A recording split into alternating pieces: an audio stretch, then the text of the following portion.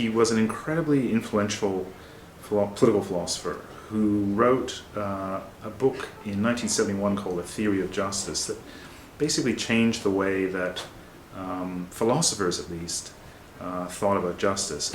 One thing that's very exciting about his work, and it's something that I've always appreciated, is that he drew from not just the history of political thought, but from contemporary analytic philosophy, from economics, from moral psychology.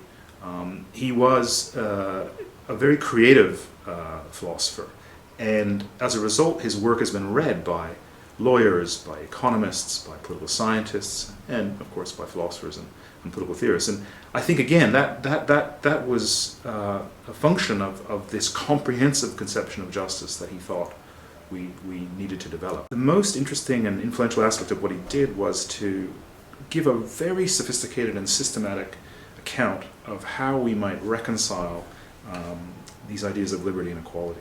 These are two ideas that are at the heart of liberal political thought, and we often think they're opposed. So you often have politicians and political parties who say, you know, I'm in favor of this because I believe in individual freedom, and another party will say, well, I'm in favor of this because I believe in the virtue of equality. And what Rawls did was provide a very sophisticated, systematic,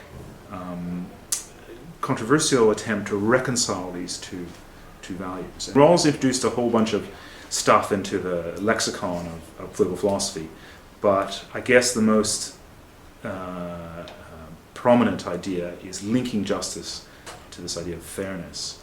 And I guess what he wanted to do was to get us to think about justice in terms of trying to reconcile liberty and equality rather than thinking we have to choose between them.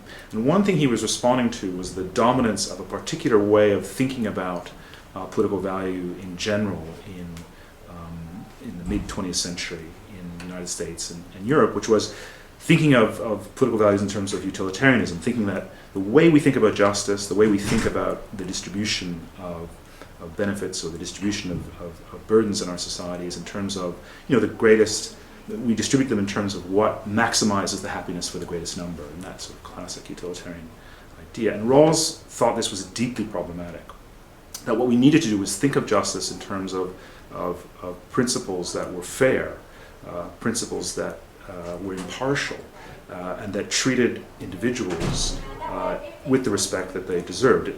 He had a phrase in which he said, the problem with utilitarianism is it doesn't take the distinction between persons seriously.